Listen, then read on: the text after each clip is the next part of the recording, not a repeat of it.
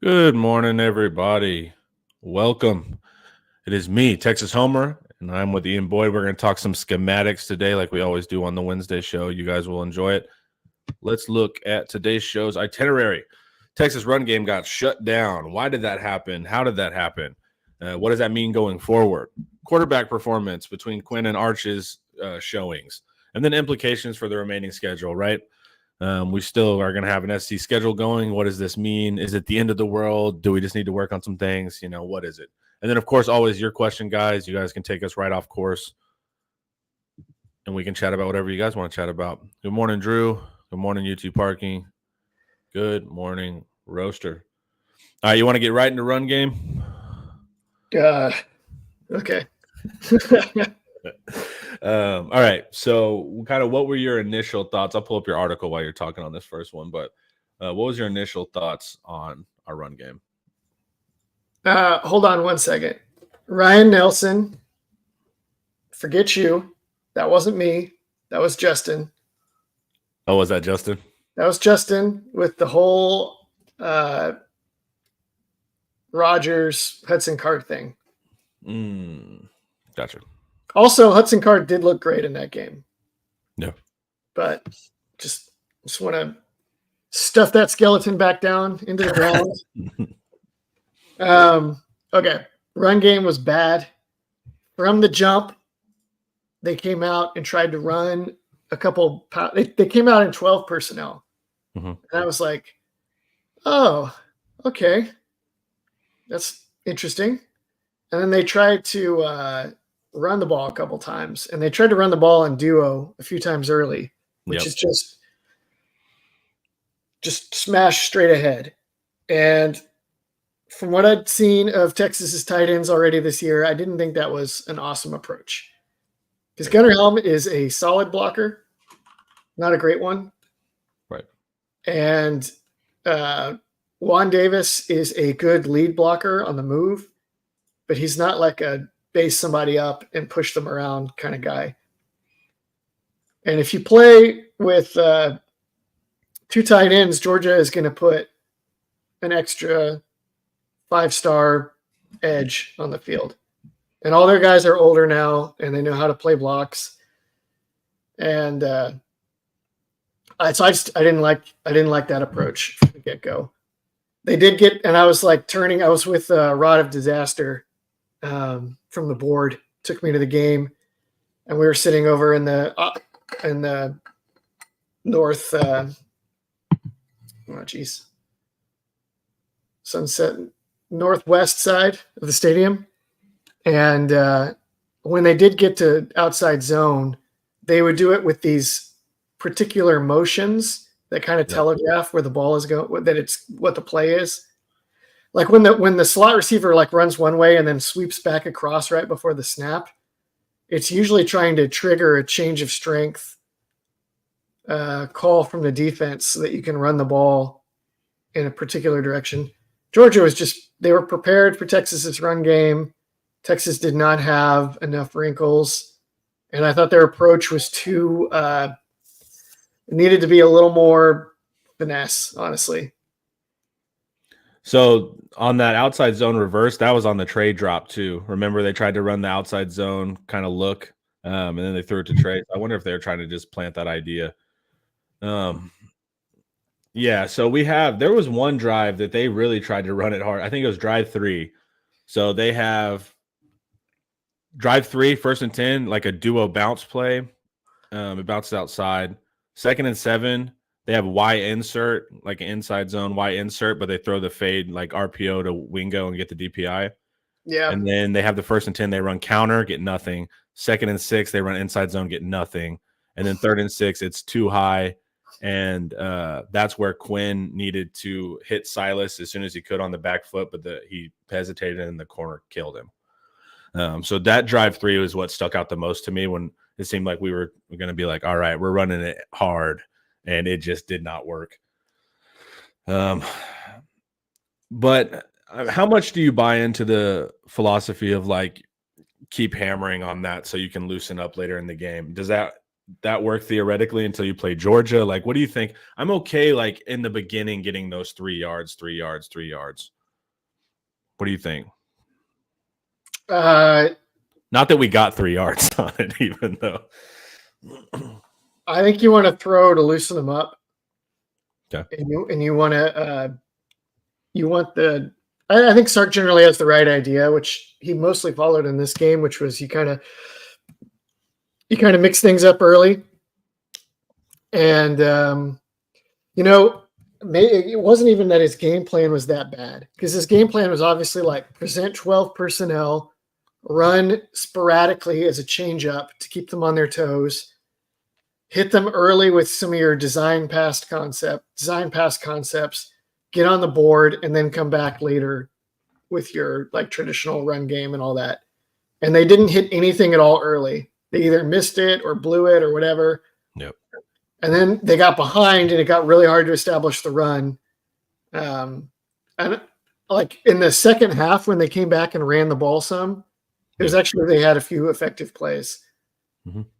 That's where like any of the runs getting over like 5 yards occurred. Yeah. So I didn't think the run game was awesome, but I was almost buying into the, Texas lost this game because they couldn't run the ball, that one SEC guy, film guy or whatever was saying. But when you think about how Sark likes to set games up and set scripts up, what really went wrong was just they could not hit anything in the passing game. So like totally diminish that, then it gets hard to establish the run game, even if it wasn't like the best run game they've ever called or executed. Yeah, I mean, I definitely think our lack of running hurt us in the traditional sense, right? You're talking kind of the new age of like throw to open it up. But it's like, dude, we were getting like on that drive 3, right? You get 3 yards, 1st and 10 on counter, you get 4 yards or whatever. And then we're in 3rd and 6. They're going to sit too high.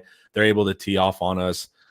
I mean, and then we tried to like go screen game or like a quick flat route to Trey, and the same thing as the run game, we'd get 3 yards on it. I mean, I don't really know what you're supposed to do in that situation from what Sark was calling, because it's not like he was calling early down passes a ton. And if he did, they were kind of screeny or runs. So it's like, I don't know what you're supposed to do. It seems like we were kind of internally behind the sticks play call wise. Well, they also got down 20 zip pretty quick. Yeah. Like the opening pass game script produced nada. Mm-hmm. Just punts. It's like if on your first 3 drives you're running the ball and you're getting like 2 yards, 7 yards, 3 yards, 4 yards, that's not that bad, actually. It's not good, but it felt worse when it was like you run the ball and you get nothing, and then you're like, crap, they're going to have to throw again. Yep. And the throw game is yielding incomplete, 2 yards, incomplete, sack. Yeah, so you're right. So we in drive 3, I was just talking about, it's like duo, Y insert, counter, inside zone. Then we get 3rd and long. It doesn't happen, right? Next drive, we come out, play action. Something's not there for whatever reason. I couldn't see it on the Skycast.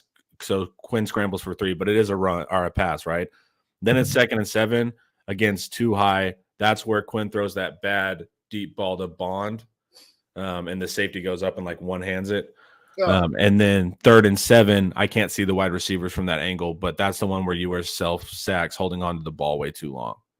So they come out drive 4, they try to pass. None of that works. And then drive 5, Sark's like, all right, man, well, let's try to get yak then. We go with a jet screen, get 4 on that. 2nd down, it's too high again. That's when the Sark screen gets blown up. And now we're in 3rd and 6 again. And that's where the corner looks like he's in man, but he's in cover 2 and picks Quinn. So it's like we can't run, doesn't work. Sark's like, all right, this drive we're going to have to pass, doesn't work. Then the next drive, Sark's like, we're doing screens, doesn't work. So it's just like nothing is working that he's trying. And you can see through each drive that like there's a different emphasis on like testing their defense, but not a lot going on there, man. Whenever you have like, okay, let's try this, and you're going down a list, a good defensive coordinator is doing the same thing. Yeah. And you're in big trouble, and it's going to compound. because like they're going to try the screen now, they're going to try the run game, and then you're just sitting on everything. It's pretty rough. Kirby Smart was definitely he was in a few different people on the Texas side's head in that game. Most predominantly the head coach, play caller, and the quarterback. Yeah, he absolutely did. Like even the first play of the game, they simulate pressure, and Quinn almost throws a pick on that, like the first play of the game. And so it's ever since then, it's like Quinn doesn't trust his eyes. And then when he does try to trust his eyes, it's cover 2 and he throws a pick, you know? So it's like, man, they just were calling things.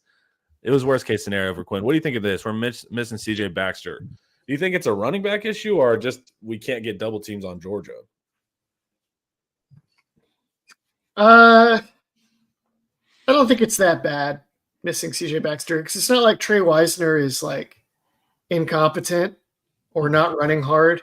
It's like you're not going to go and find a bunch of plays where it's like, oh, if only the running back were 220 rather than 200, this totally would have been a successful play. You're talking about pretty marginal returns. Like I think Baxter is good. I think he would have started this year. He would have had a great year. But I don't think was a factor. Running backs are usually not the problem in the run game. Yeah, running backs are pretty non-consequential if you can block. As long as they have core competency, you can get to your yards with pretty much anybody. Yeah, Wisner is pretty good. He's a good player. He's just a young player. But it was insane how much we were checking down. It's like, guys, this is not Bijan. We can't just be checking down everything to the running back. So, can we talk about, is there any way we can pull up that one play? Is it in your article? No. No. It's probably not possible. There's one play where Sark dialed up I think it was like a normal post dig kind of deal or a dagger. Where it was like a clear out with a deep dig behind it. Yeah, dagger. And Quinn glances at the post, and then he just like turns to throw the check down, and the dig is coming open. And it's like, it looks like Quinn didn't actually want to throw it deep. He just wanted to keep everyone back with his eyes so that he could safely throw the check down before Georgia jumped on it. Yeah, and I felt then so he turns to go throw the check down, and then there's a hand in his way, so he has to hesitate, and then he gets it out, and by this time his plan is thwarted and Georgia's all over it. And so just to speak to some of the comments, it really didn't look like Quinn wanted to throw the ball down the field, and he definitely doesn't look like he wants to step up in the pocket. I don't think it's that he doesn't trust his guards. I think that he doesn't trust his body to get hit. Yeah, I mean, there's the funniest part is the one time he does step up in the first half, he gets sacked immediately. And it wasn't on him. So it's like, like the opening play, he almost gets picked. I think that affects him. And then somewhere in one of these drives in the first half, he tries to step up and he immediately gets sacked. I'm trying to look for it, scan it real quick. Yeah, 3rd and 11. They're in 3 match, and Quinn attempts to step up and get sacks. It's on the O-line, but potentially could have had more on that kind of over the ball route. So it's like it's not like he didn't try to step up at all. He did. He just got sacked. It feels like this is going to sound weird, but they call wolves like single event learners. So, like, if you scare a wolf once, it'll never readjust to that ever, and it'll be scared of that forever. It seems like Quinn has a little bit of single event stuff in a game. So if it occurs to him in the game early, like he almost gets picked, then he's kind of shaky for the rest of the game. If he steps up and gets sacked, now he doesn't want to step up. It seems like these are all fears that he actually does have, and as soon as they get validated, then it kind of cascades furthermore down the line. That only seems to be true of this current post-injury Quinn, though. But like Michigan, he was stepping up a lot, but also he had 6 months to practice that game plan and be hyper confident. I mean, we had like one game where Quinn was looking good in the pocket. I don't think that's the strongest way to be like, see, Quinn was solved and the injury reverted. I think it's just he felt confident like he did in Bama when you have 6 months to prepare. He had a month to prepare for Oklahoma, and he didn't want to step up in that game either. Yeah, but not a real month. He had a mental month. He didn't practice. He wasn't getting reps on that same thing. He practiced like 2 or 3 weeks. Not practice. I don't think that's it. I don't think that's it. He had a terrible start in the 2023 Red River Shootout, and then was like 24 or 25 or something. I don't think it's entirely injury based. I think Quinn's had these mechanical problems for 3 years now. I think he's had some issues in big games at times. He's had other good games, Bama or whatever. But I think of TCU in year one, kind of wilted under the psychological pressure. I don't think it's purely injury based. I think Michigan, he was very comfortable in. Like, remember that thing where he did step up, looked across the line, and threw a dot? I think that's just being comfortable with the playbook and knowing exactly what you're going to do versus Michigan. But I don't buy that this is entirely injury-based regression. But there were moments where he looked comfortable to me against Georgia or Oklahoma, just in terms of what he was seeing. And he still just didn't look comfortable with contact.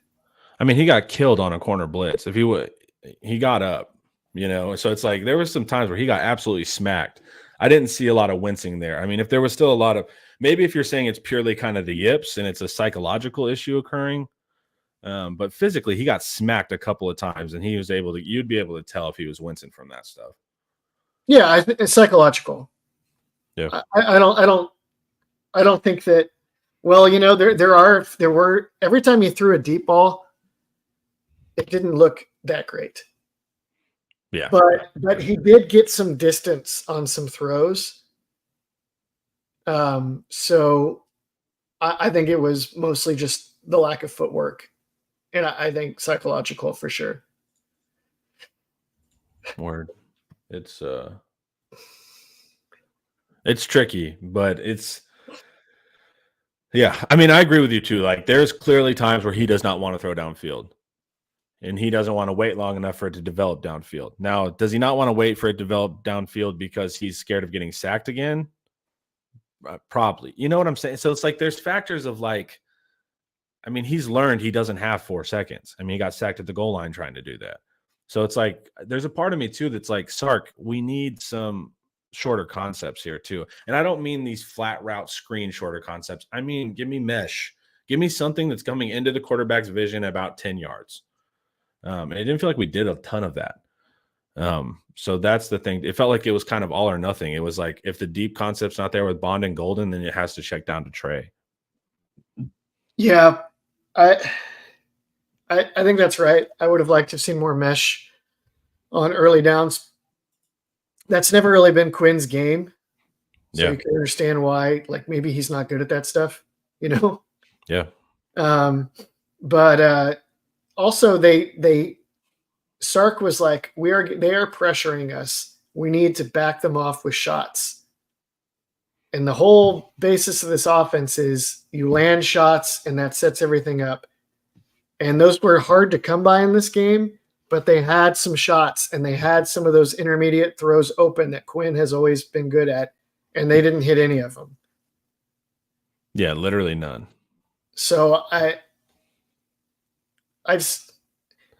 felt like I didn't love Sark's play calling at times, but also I thought his joystick was broken, too, trying to control that game. So it's like that's where it's like when we're assigning what really happened here, it felt more holistic. Like, we couldn't run on inside, which shouldn't be that shocking versus Georgia.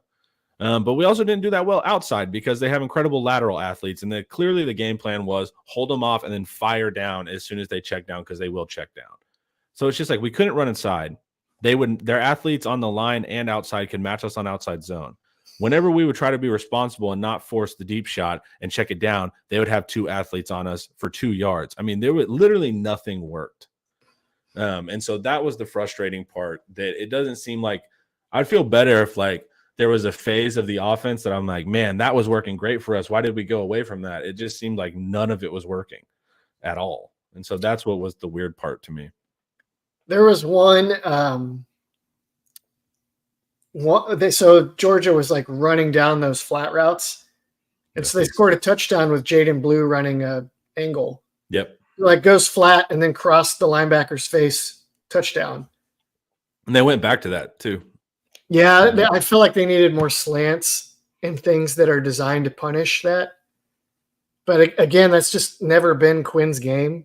That Tom Brady deal where you're just reading slant flat a million times and your placement is always that's actually the kind of thing that is extremely footwork intensive and timing intensive. That's not Quinn's game.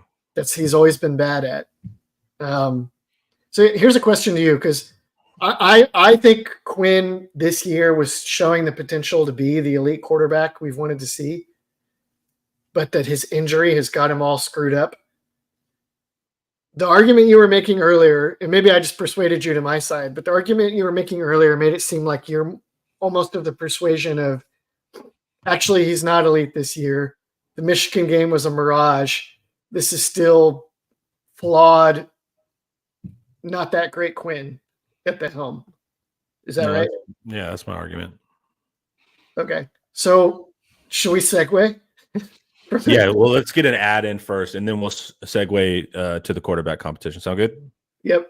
All right. Quick word from our sponsor, y'all. I'm just going to say, guys, you probably need a fiduciary financial advisor, and I've got the guy for you. His name is David McClellan with Forum Financial. He works broadly and deeply with his clients as a financial life coach, and he should know something about coaching because he won several national championships as a swimmer for the University of Texas. He specializes in financial planning and has contributed numerous articles to Kiplinger on the topic of retirement tax bombs. So contact David today to be your fiduciary financial planner and schedule a 1-hour consultation to assess your financial situations.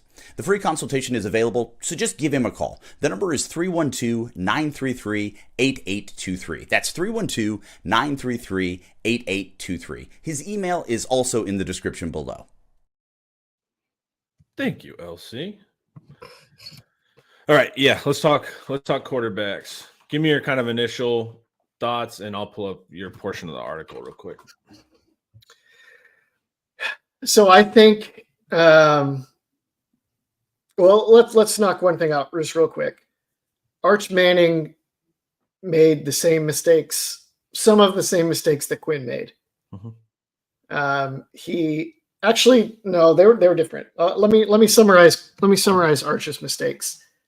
I thought he had more open guys. I thought Arch had more clear, like late digs come open. Well, he definitely had one, and he tried to throw a post anyway that was not really there.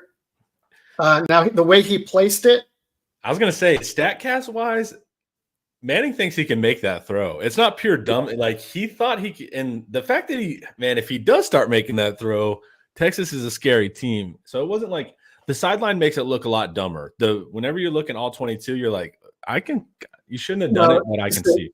The other safety was on the other hash. Yeah. So it's like, oh, I can get this in there. But the problem is that the guy that was carrying it up left the dig wide open behind it. Yep. So it was like 2-minute drill, 3-minute drill, 4-minute. I can't remember where in the game, but it's like, we need offense bad. We need a first down bad. You got a guy running wide open just past the sticks, and you're trying to play hero ball, forcing the post down the field. Not great. Also, apparently Arch right after the throw looked at the sideline and he was like, oh, shoot, shouldn't have done that. Yeah. The other difference was that Arch steps up in the pocket. And not only does he step up in the pocket, but he will scramble and pick up yards with his speed or incur a face mask penalty. Mm-hmm. He at least puts the defense to make a decision. He makes them act. So this is, I really feel for Sark because I feel like this is a huge dilemma. I think it's not a good situation to be in yet. You don't want to move off your veteran who has shown superstar potential and knows your system in and out unless you are risking a loss that will knock you out of the playoffs, or you are risking a loss in the playoffs. I think you really kind of just want to stick to your guy until those two things are at stake. Well, also too, man, like just as a coach, coming off an NFL quarterback halfway through this season, like there's development and kind of personal relationship stuff too that's really tough here. Yeah. And there's a million considerations, and some of them you're like, hey, you can't make that a consideration, but they're still there. Like, what's it going to do to Sark's record if it's like, how did you blow this generational in-state talent? Yep. And on 3 years, and then he regresses halfway through the season, you have to bench him. Yep. What if you put him in and Arch isn't ready? And then you're like taking lumps and losses with Arch because he's only a second-year player, and maybe he sees the dig after the fact, but he didn't see the dig live yet. Yep. So it's tough. Now, GM Platter just posted no dilemma. Did you see that one? Let me see. We have a lot of comments. It's like the third most recent. Oh, there we go. Sorry, I was scrolled up. No dilemma if you say Quinn still has injury effect, then play Arch.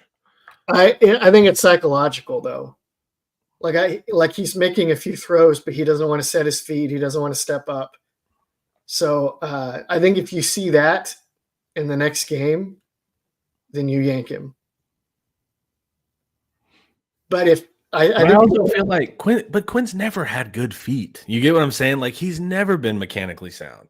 So it's like this concept of like this is purely coming from psychological injury. He's always had this problem, you know? That's where I push back on it. Like he's never been sound there ever. Okay. Gun to your head. Who would you start this week? Great. I'd still start Quinn. Okay, why? I still think this is the tricky part. I think he understands the offense better, but he's not executing it right now. So that's a hard argument, right? To even go down. There's really no win here. Because it's like, well, do you bench him, start Arch, so he has Vandy, who we should beat, who's a good team, but we should beat, and then you have the bye to keep developing him, you know, but then also on the flip side, you're going to bench what was a first-round quarterback. I don't know what it is now, but still something arm-wise first-round quarterback. And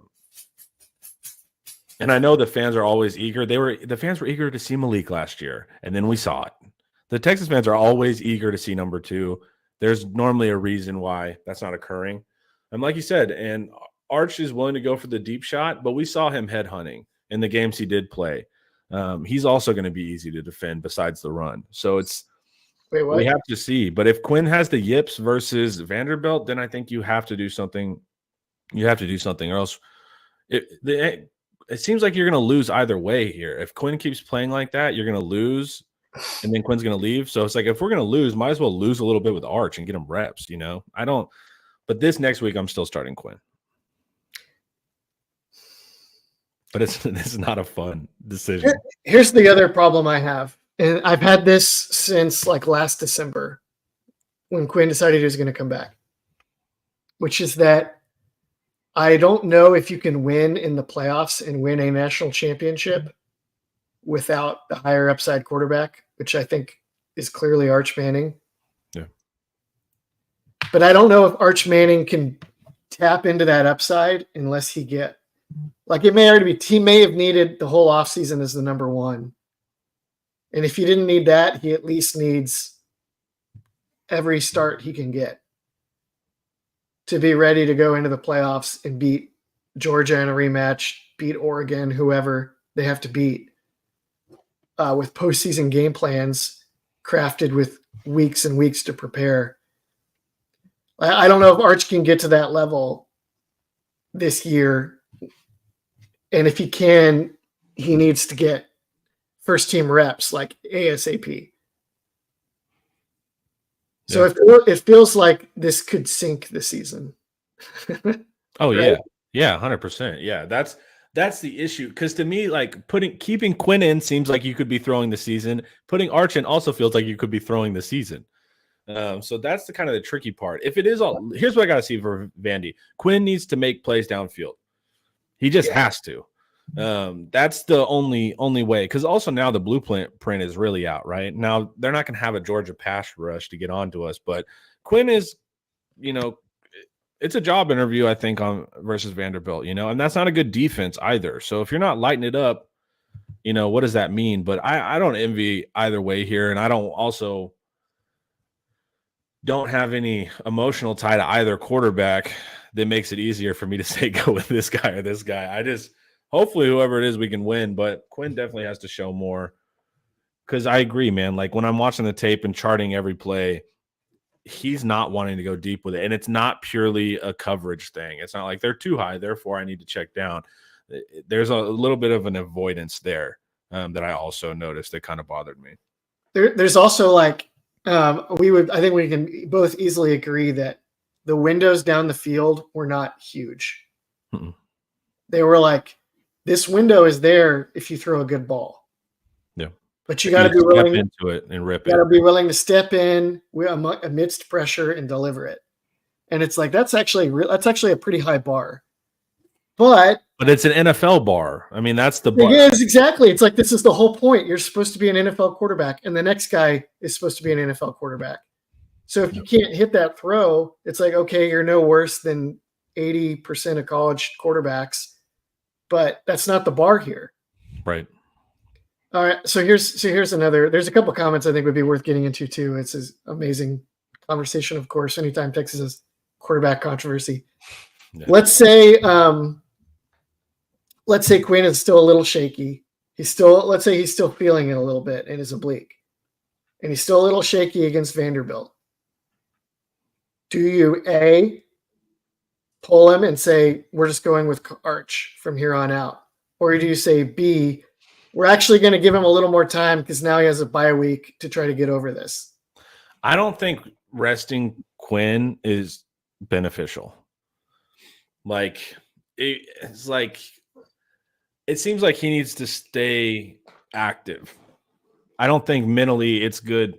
You know how Sark always, like, when you make a mistake, he like immediately goes back to you, and like that philosophy. I feel like he's been trying to do that with Quinn, and maybe, I don't know Quinn. And so, maybe pushing is not the right way with him. Not everyone's kind of that way, but I don't feel like separation is a good thing here. I think you're kind of in a fragile mental state. And I think it could go opposite. Sark is absolutely the get Maverick back in the air type of leader. Yeah. And I suspect, like you did that, I was laughing at the after the Mississippi State game when I found out they were sending out all these players to do media. I was laughing with Joe, and I was like, watch, he's going to send out Jaden Blue and make him answer questions from the media the week after he had all those fumbles. And there's questions about his job status. My guess is that if Sark's method is get Maverick back up in the air, and then if Maverick can't do it, I think to Sark, that's not I need to try a different tactic. I think to Sark, that means you're not my guy. Yeah. So how do you explain? So, like, here's my thing, right? Elite to me is elite through consistency. So, like, say Quinn has an elite Michigan game, and that elite game is like he throws for 250, 6.8 yards per attempt, not a big deal, and he completes 66%. That's his second lowest behind Georgia. So even when we talk about elite Quinn performances, they're nowhere near like 5 touchdown performances. So we also have this kind of like elite version of Quinn that's just like elite within Quinn, not necessarily elite within other quarterbacks. But it's like I'll see those flashes of like, wow, this is a really good game from him. But then the next 3 games aren't as good. Like we end up averaging like, he throws 2 touchdowns for 210, and then he'll have a game where he's on fire, Tech or Oklahoma State. And then we go, there it is. From here on out, it's smooth sailing. And then another couple whatever games and then big games. So it's like, to me, the lack of consistency is where I have issues with it. I don't have a doubt that, one game or the other, he can absolutely light it up. I just don't see game after game. I don't feel like going into games I've ever said to myself, like, man, Quinn's about to take over and win this for us. I always felt like Sark's going to have to scheme, is going to have to be really good. We're going to have to run. We're going to need elite O-line play, and I guess maybe I'm used to the old Big 12 where like quarterbacks literally would just say YOLO and win the entire game. But I just never go into a game feeling like Quinn's going to take it over and absolutely dominate. I was the same, but I thought maybe he had arrived there with Michigan and UTSA, and then he got hurt, which is, by the way, I believe his freshman year at South Lake Carroll was the last season that he played football as a starting quarterback and wasn't injured. Yeah, because he had the hernia his junior year, right? He didn't play his senior year. He had all kinds of issues his junior year. Yeah. He healed over the course of his senior year at Ohio State. Yeah. He definitely missed some games. His freshman year because he came back for OU. No, I mean in South Lake Carroll. Oh, yeah. I think he had sophomore year injuries. Maybe he was healthy that year. I can't remember. Then definitely at Texas, like year one. The AC joint, right? AC joint against Alabama. Year two, same thing, but worse. Separated shoulder versus Houston. Yeah. Year three, strained oblique. I think he's tightly wound, which is why he's such an amazing thrower of the football. But that can be that's like a Paul used to always say, like there's guys that are like a Porsche where they can go 200 miles an hour, but they're going to be in the shop all the time. Yeah. And you say that and you're thinking of guys like super fast, elite, twitchy guys. So you don't think of someone like Quinn, but Quinn is kind of built like that too. And then worse, he's not thick at all. Like his listing is like 205 or 210 on the roster. There's no freaking way. Right. He's maybe 200. Yeah. I don't know if he's even heavier than he was last year, honestly. So I don't know what you do, man. It's not a cool situation at all. It's very uncool. I prefer not to be in this situation. Can you imagine, like, say you're Quinn and you're in these national ads where you're joking and making light of the possibility of your backup quarterback supplanting you. Yep. And you're at your dream school and you're finally getting to play Michigan and you're finally going to get to play Texas A&M and you can go to the playoffs and like everything is lined up, but you got this nagging injury and it's all up in your head. And if you lose your job to this dude, it's like your choices are like go to the draft and get savaged by national draft media for a couple months and then go low, probably, or transfer away from your dream school and try to rebuild your career. And also maybe you're thinking like, you know what, if I had left after last year, I probably could have been in like the second round. Yeah. There's just so many. It's really easy to see how Quinn could just be like in a bad place mentally trying to get through this. Well, and then on top of all that, 247 posts that he's like going to the NFL. So he has to deal with that, like them getting hacked, and him having to like do that. So it's like, that's where I'm sympathetic to. Like, we get mad. It's football, but football to a lot of people is like watching like fiction, Harry Potter. These are real human beings, that we have 1 degree of separation from. So it's like you're sensitive to like the human being element of this as well. Like this is super uncomfortable for pretty much everyone involved. And there's also a part of me too is like, are we being too dramatic about this? So it's like, I don't know what's kind of Dr. Pepper curse. What? Dr. Pepper curse. That's amazing. Wait, so there's 2 guys, right? Because last year it was no. Who was the Dr. Pepper guy last year? There was Bryce, and was it Caleb last year? Was it? It feels Caleb-y, but I don't know. Who was Dr. Pepper last year? I just remember Bryce because Bryce was like the only one that could actually act. Caleb, yeah, it was Caleb last year. It was. Oh my God, there is a curse. Yeah. You know what it actually is, everybody? It's that their receivers went to the NFL. Yeah. I mean, that can happen too. Almost every famous college quarterback in history was propped up by his receivers. Yeah, it is great. Yeah. Barron was stressing Beck out a couple times. He almost got to him. And it was funny. Barron was doing his thing in that game. He's been terrific this year. He has, man. He's gonna. I'm hopeful that he'll get drafted, even though he's not like a prototypical pass rusher. He will though, because once they do he's strong as hell. He's good against the run, and his mental eval is all the way there. Yep. So it's like he's gonna, he'll be fine. Like, because as soon as they come around asking about him, he's gonna check out in all the interviews and stuff. All right, real quick before we keep going, guys, let's hear from Luxe. This video is brought to you by Luxe Kitchen and Bath. Luxe has been offering high-end kitchen and bathroom remodels for 3 generations throughout the greater Austin area. With 5-star review after 5-star review on Google and Facebook, and an A+ rating from the Better Business Bureau, you can put your faith in Luxe Kitchen and Bath's award-winning designers and skilled craftspeople to bring to life that dream vision of your special home. But that's not all. Luxe's all-star team provides full remodels, large additions, and even commercial build-outs as well. So call Luxe Kitchen and Bath at 833-358-LUXE today. Or visit luxekitchenbath.com to discover where quality meets luxury and begin the process of transforming your home. Get a free quote today by calling 833-358-LUXE. That's LUXE.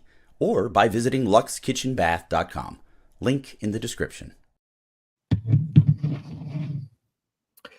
Connor. Yep. So I really want things to work out for Quinn, even though I have a sense of dread about the whole thing. The stress of being the quarterback at the University of Texas is something else. Mm-hmm. Like, it's unhealthy. It's tough. It's really tough. It's not gotten easier. Yeah. The guys that I've seen handle it, like Sam Ehlinger, was drained by it, and I thought he stood up and held up to it extremely well, and just didn't have the teammates around him, didn't have the team around him to make the most of it. But like, he was like dragging Texas to victories in 2020 when they were garbage, dragging them to overtime right against Texas Tech and Oklahoma. Cole McCoy handled it extremely well.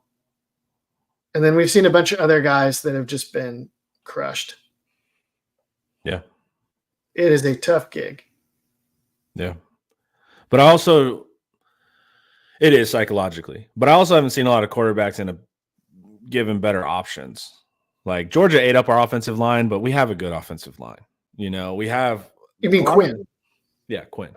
Yes. So it's like he's been put, is about as good of a situation as you can be put in. Yes. Sark hunts schemes for you. He generally gives you pretty clear pictures, almost so much that it seems like it's become a crutch, and that you should focus a little bit more on executing versus getting the one-on-one wide open, because it seems to, when it's not wide open, it have some deleterious effects.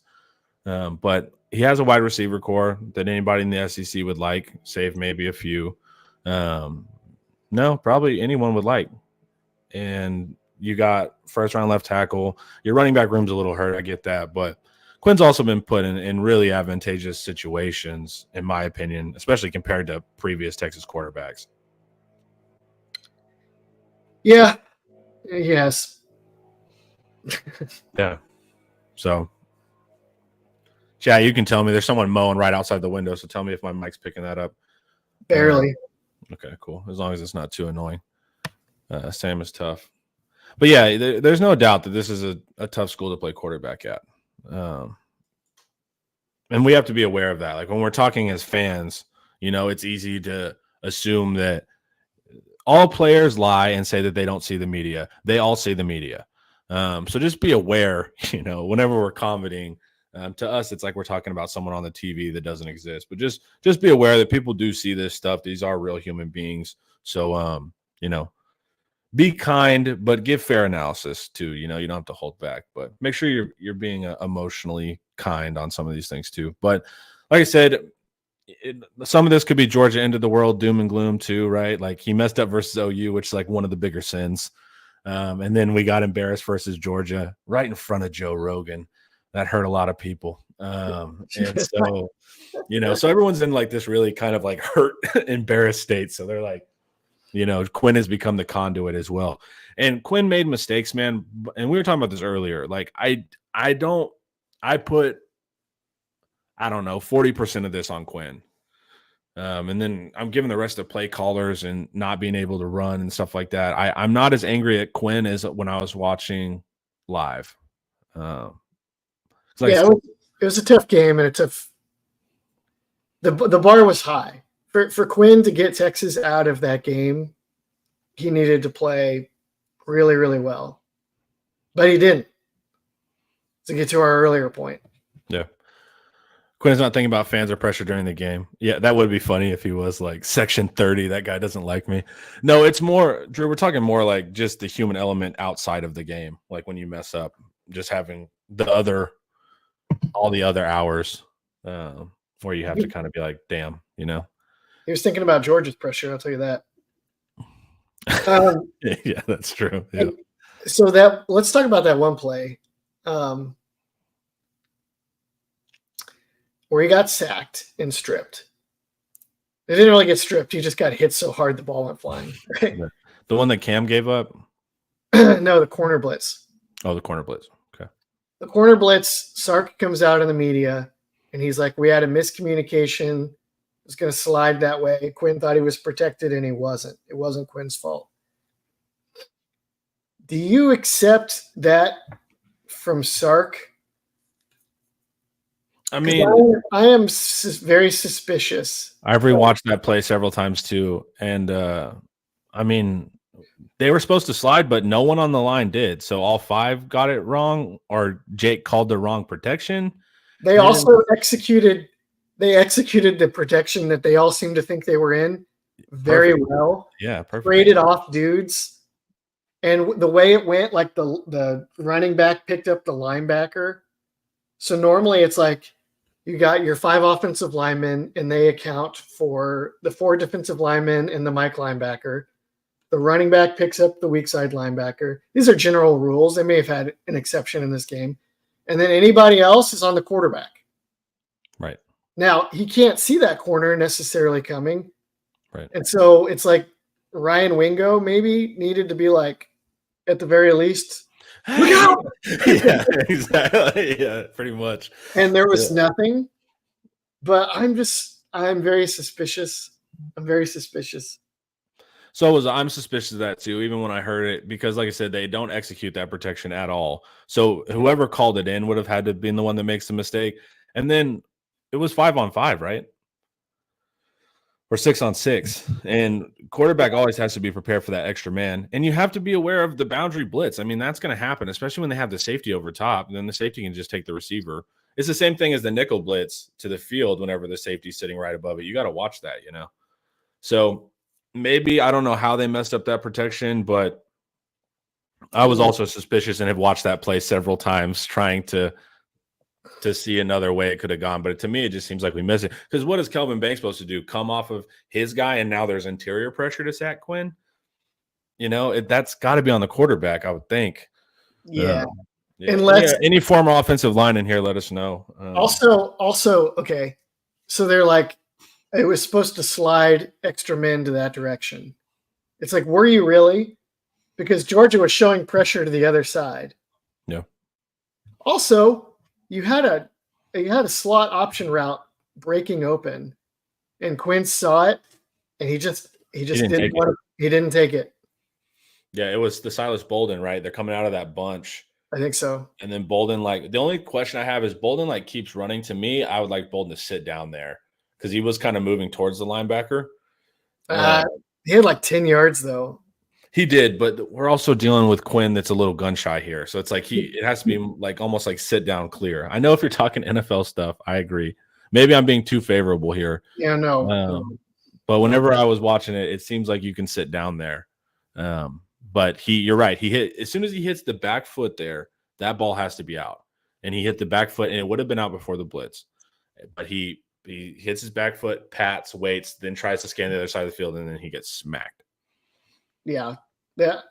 So in general, everyone, you cannot trust what a coach says about their embattled quarterback, because they're going to support their quarterback until they don't. Sort of like how everyone was insisting that Joe Biden was fine until they had to give him the yank and put him on the bench. And then all of a sudden it was a flood of Joe Biden is not fine, right? Well, it's the dreaded vote of confidence in anything, like Yeah. in corporate or politics or anything. As soon as you hear like they did it with Herman. Tom Herman is our coach. Yes. You know, like that's as soon as you start hearing those things, you should actually think the opposite of what they're saying. Because what's the motivation to need to clarify so intently, you know? Because moving off a leader is extremely risky. It's like when you got a guy that's at the front of the battle lines and you're like, we need to get him out of there. It's extremely risky. There's so many things that can go wrong, and you don't want to do that unless you have to. So I would say everyone take Sark. I think Sark is genuinely pretty honest, but he will lie about it to protect his quarterbacks and his team, and he should. So yeah, you don't owe anything to the media. What's the inverse? Yeah, Quinn's looking pretty sketchy. I am thinking about Arch if Quinn screws up versus Vanderbilt. I'll let you media members know what I'm thinking. Like, yeah, what the inverse is, he's never going to say, right? So, and the inverse was, I mean, all week, this kind of thing too that bothered me with Quinn is like people were kind of prodding, you know, hey, what's up with Quinn versus OU, you know, hinting that Arch and Sark rode with Quinn, vote of confidence. Quinn's our quarterback, Quinn's our quarterback, Quinn's our quarterback. And then Quinn comes out versus Georgia and plays like that. I'm like, you also got to help Sark out too, man. Like he's trying to hold you down. You can't perform like that whenever he says it. My question was, can anyone access the coach's film? If so, where? No, you cannot. So you can watch an all 22 version from ESPN Watch from the Geico StatCast. So if you have ESPN Plus or can log into ESPN, you can watch that version. As far as all 22, no, it's very hard to get a hold of. Some people have it. It's like backroom dealings, like drug dealing in an alley to get a hold of all 22 in the college ranks. It's actually pretty absurd. But no, it's hard to get a hold of all 22 from. I have a guy now, so I got to see it for this game and the last game. I have the Michigan one, although I haven't really looked at that. Yeah. And I don't have access to every game. I'll have a guy that like pops in and he's like, I can get you Alabama tape or whatever. I'm like, all right, I'll take it. You know, yeah, it's a weird world, man. All 22 dealers are like a thing. It's pretty trippy.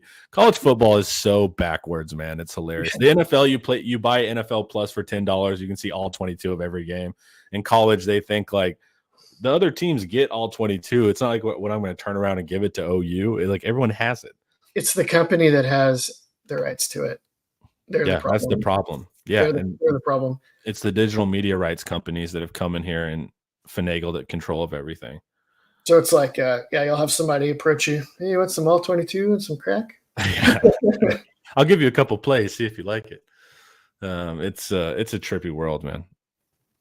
Let's see. Catch up on some comments. Banks got caught looking inside. It was a stunt and he got caught. No, are we talking about the... Yeah, if we're talking about the Quinn corner thing, that was not Banks's job, or else Banks would have literally let inside pressure come. That wasn't on Banks. That was me and Ian are saying that was on Quinn, no matter what Sark says. So it's like, because they all execute the same exact pressure. Unless Quinn thought that they were executing a different protection. Yeah. Why? It just leads to more questions. Well, how are they signaling that in? Are they getting the protection from Flood and then Quinn's hearing something maybe potentially separate through the headset? Or is Quinn hearing through the headset and telling Jake, or Jake's just IDing it? We would have to see the communication flow. All I know is that Banks was never going to block that corner. And also, as we just said, Quinn had an open guy on time on his read at the bottom of his drop, and he didn't throw it. And he would have gotten blasted. But you would have seen him get blasted out of the corner of your eye while you saw Silas Bolden fly down the field with the ball. So Yeah. How can Texas become less predictable with their pre-snap motion, especially considering the concepts behind them are relatively simple? So this is, and Sark will say this too, they're running the same concepts. It's the window dressing that they're changing. And Georgia, man, didn't bite on any of the window dressing. They basically understood what they were going to get. They zeroed in on the window dressing. They're like, hey, it's this window dressing. This window dressing in on the, is going to lead us to this salad that we can feast on. Yeah. What's interesting is you can almost always too, like the more motion and cute stuff occurring in the backfield, the more simple the concept's going to be. Yeah, because they're making up for it. So it's like, and I see this across football. Whenever I see like the tight ends going here and here, and this guy's doing that, I'm like, we're running like counter, And then when everyone's real quiet and still, that's when you need to get suspicious with motion guys. Because why are they not trying to draw attention to themselves suddenly? It's pretty tricky. I mean, honestly, they didn't have a A+ game plan for Georgia. They ran back a lot of the stuff that they've been using already and had already put on film. And I don't think maybe they didn't appreciate that Georgia's season was on the line. And Georgia was jacked up and prepared for that game. Yeah, dude. They got, like, I don't know. I haven't looked to see if I've been ridiculed in our previous videos for naysaying Georgia. But I will tell you, the Georgia that played against Texas was not we haven't seen them all season. I had not seen that team before. Yeah. And kudos to them for showing up. Like, they are a force. Although Carson Beck has proven to be Jake Fromm 2.0, so I don't know what they're seeing. Well, it's been interesting to deal with the Georgia fans, and a lot of them have actually been cool. But the Georgia fans were not talkative the week before the game because they were also insecure because that team had been weird. They were like, a pretty good defense, but not an elite defense. Their secondary got bombed all over by Mississippi State, so I expect to be able to pass, and we didn't expect them to come out and lock everything down. Their pass rush got healthier. I think that was something we kind of underappreciated, clearly, but they came out on fire. And, they're like, no one believed in us. It's like, no one believed in you because you guys hadn't played that well. Not because everyone's a Georgia hater, but statistically, you guys were like way off from your earlier seasons. But they came out and inspired, man. But I still think they're going to drop one. Maybe. Definitely before the championship game, I feel that confident. At least I had a few interactions with Georgia fans. I thought they were like having them in our lives regularly sounds totally fine to me. Yeah. Like, Ohio State fans, you're like, man, can you imagine dealing with this every year? Yeah, but it did make me laugh because the Georgia fans were not as talkative pregame, and they know why, because the team had been sketchy, but they came out and they did the good thing. And like we said too, like Beck looked awful, and so it's like if it wasn't Kirby and Schumann totally killing us on offense, that game looks very different. And we still, they had like 240 something. It wasn't a crazy lopsided. Remember the chart of like how bad did we get beat? Yeah. Statistically, we weren't beat that bad. It was just Quinn and turnovers. Or turnovering on the 30, It's like, well. Or taking self-sacking on your own 1 yard line and then punting, and then they get the ball at your 35 or something. Yeah, this is what Beck did well. Beck gets the ball out fast. He does get the ball out. Yeah, and I think that's important. Big throws and standing tall in the pocket. I don't know if I saw. I think he means like he's probably, when he's thinking big throws, he's probably thinking that drive on that third down backed up and then into the tight end play. Probably big throws, more like timely throws, I think. He made a big throw. He threw for he was like 4.2 yards per attempt. He was even worse than Quinn. Yeah, it was I think the difference is he just wasn't laid out, sacked, fumbling on the ground. Now he did throw interceptions. He threw 3, but really threw like 5. So yeah, I wasn't. I thought both quarterbacks just dinged the hell out of their draft stock in that game. All the scouts were there and everything, and both quarterbacks just like, what was that, man? Some offensive linemen too on both sides have some. Well, see, I'm cool with that because I'm like, Cam, we need you back. Don't be running off to the NFL, man. Come on back. For Arch's first year, I don't want 5 new starters. So if if some of y'all can give up some sacks, I'm all good with that. Get your 4th round grade, come back. I think DJ Campbell is coming back too. DJ Campbell will be returning. I can tell you now. DJ Campbell was benched for the backup in this game. Yeah. I've had some issues with DJ, man. Anytime I focus on Campbell specifically, I mean, dude, he was getting stacked and shed. Like they were pulling it and they were just throwing him, man. And then he's like going shoulders over legs, man. It was pretty tough. He got dominated a few times. Yeah, that was no good. It was rough. Congratulations. The 2 players that had a terrible game are probably coming back.